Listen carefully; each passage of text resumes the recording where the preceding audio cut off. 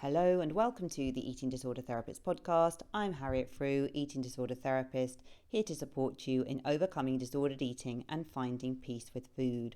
So thank you so much for listening today.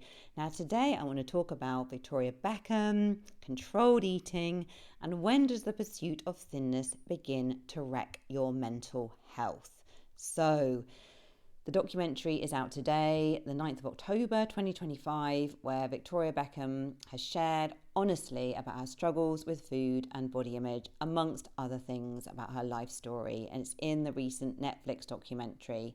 Now, I think for me as a therapist, and maybe for many of you, it does feel a relief that her genuine struggle is out in the open. So thank you, Victoria, for sharing. For years, every human and their dog seemed to have had an opinion on Victoria's weight. But the cultural presumption was this is kind of natural skinny, not a whisper of disordered eating lurking. Now, I think it would have been a near-found miracle if Victoria hadn't developed an eating disorder. Most of the Spice Girls, along with other women in the public eye, didn't have the easiest relationship with food. In the public eye, you are relentlessly criticized for your appearance. Your life's wildly out of control. It's all about performance, showing up to please others. You're apart from your loved ones for extended periods. Schedules are tiring and relentless. And amongst all of this, the pressure to be thin is humongous. And thinness, I think, particularly in the late 90s and early 2000s, was size 0 extreme. So I think Victoria is one of many. And now a generation of women continue to struggle today with food due to the damaging psyche of toxic standards that have been imposed upon us. And now, of course, we have the skinny jab and a whole new wave of thin pressure. Thinness now has never seemed so attainable, along with the qualities associated with it. Thinness is extremely desirable as it also represents goodness with perceived qualities of acceptance, self-control, discipline, superiority, and more. And there is a ton of stigma about being in a larger body. If you've dieted before, you've probably been praised and validated by well-meaning friends and family at your lower weight. And this will, of course, have brought satisfying feelings of acceptance and approval. And this will be amplified further if you have a history of people regularly commenting on your appearance with positive and negative comments. Now, again, if you were bullied or critiqued about your body, I think this was certainly true for Victoria, or consistently praised for being beautiful and attractive, you'll feel those greater levels of self-consciousness and pressure to conform to the expectations of others around appearance. Now, of course, this will have a huge impact on your self-worth and your self-esteem. Now, it's very understandable, really, that then to try and conform to societal pressures will feel protective and safe as a barrier in an unsafe world. So if you're thinner, you can feel like even if you don't have great self-esteem, you might think, well, at least they can't criticize my body. Now, you may be naturally slim and have thin privilege, eating the foods you enjoy without restriction, but even then, you might not feel thin enough. You may deprive yourself and have a difficult relationship with food. Now, if you're listening and you're in a larger body, taller, with bigger bones and muscles, and genetically carrying greater fat proportions, you may have felt the pressures to work at weight loss, which may have led you to disordered eating. Many of my clients have atypical anorexia nervosa, all the signs and symptoms of anorexia nervosa, but they may look in a kind of health as though they're in a healthy body when they're really not. Or you may have taken drugs or committed to surgery to aid you on this journey to achieve a socially acceptable body weight. So it's a really unfair world. Genetics play a huge part here, and it's so toxic that certain body types are valued more. It really, really is. And you can't blame anyone for wanting to fit in and be accepted. Humans are tribal and wish to avoid exclusion. But when does the pursuit of weight loss become obsessive and unhealthy? Now, social media tends to polarize viewpoints to the extremes. Thousands have navigated extreme weight loss diets and ended up with an eating disorder. But I guess it's not true of everyone. Many have also navigated a more harmonious and self-caring weight management journey where it has significantly improved their life. So weight loss per se is not the evil demon to avoid at all costs, and not all weight loss leads to eating disorders. But here are 4 thoughts on when the pursuit of weight loss is not so healthy anymore. So number one, when weight loss becomes your whole purpose and meaning. Now, once on a weight loss journey, you can easily become consumed with calorie numbers, food apps, and meticulously planning out your next meal. You may not see this as a problem. Now, in the collective consciousness, in society, controlling food and body is often deemed as a worthy goal and preoccupation, but sometimes it can take over your life. You may find yourself distracted with these goals from dawn till dusk. Work, friendships, and hobbies blur into the background of life whilst food and body take centre stage. This is when you may wish to question the intensity of your pursuit.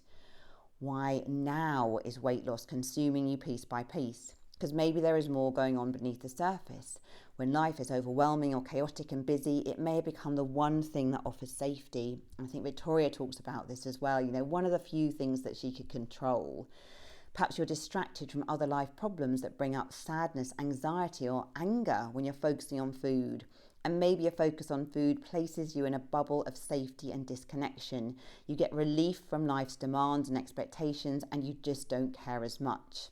And your anxiety has fallen about other problems, general problems, although it may well be significantly amplified around food.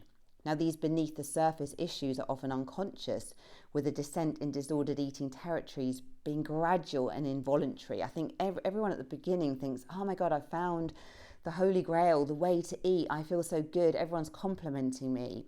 That's the kind of honeymoon period, but it doesn't last. Now, if you recognize yourself here, hold self-compassion.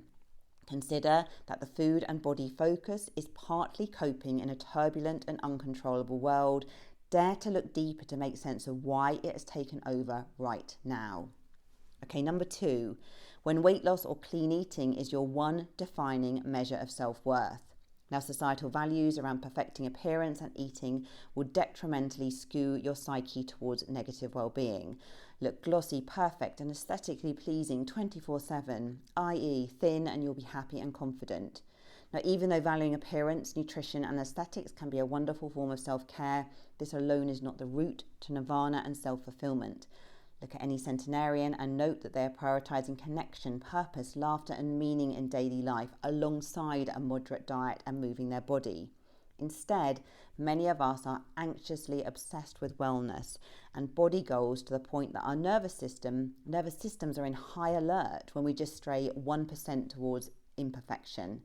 Self-worth becomes dependent on achieving these things.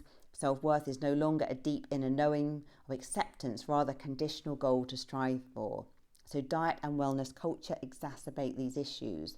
The culture will validate your thinner body and clean eating, never mind the sabotage or destructive route to get there. The underlying message, get thin no matter what. But behind closed doors, you may be starving, feeling dizzy, weak and exhausted. Simultaneously, others may ask you for your weight loss tips. It's profoundly confusing and it reinforces the belief that weight equals worth. When weight has become your worth, external validation from others, the weighing scales, the mirror, and comparisons rule your life. And before you know it, your day is peppered with comparing, scrolling, weighing, mirror checking, self-berating, calorie counting, and more. If anyone could read the thought bubble above your head, your focus would be entirely down the rabbit hole of food and body preoccupation. Your judgment and praise are all body and food related. Worth around other life areas has diminished. And you realize that getting thinner is not the magic pill to self-worth and body acceptance. Number three, when weight loss is destroying your health. Losing weight does not always equate with better health. And I think we're definitely seeing this with the skinny jab. People don't feel hungry, but they're getting many of the starvation symptoms. Extreme eating can lead to many costs to physical, emotional, and social health. Maybe feeling cold, dizzy, and weak, pronounced food preoccupation and obsession, self-withdrawal, isolation. And although society very much favours the body mass index, BMI, as the holy grail of health interpretation, BMI is factually not that reliable, as the tool was created for groups of white European men and was never meant to be utilised as a measure for individuals. And it also doesn't take body composition into consideration. So if you're taller, bigger boned and have larger muscle mass, your BMI may be deemed unhealthy, whereas you may be perfectly fine for your body. Research also shows that health can be improved significantly with shifting health-enhancing behaviours, These can include things like walking more, drinking water, prioritizing sleep, and reducing alcohol and stress. So it's helpful to question whether weight loss is necessary for your individual body. Get curious about why you feel the need to lose weight.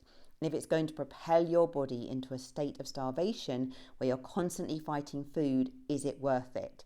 Think genuinely about where your body is genuinely in a peaceful place with food without disordered eating or constant food preoccupation. Number 4, when weight loss interferes with relationships.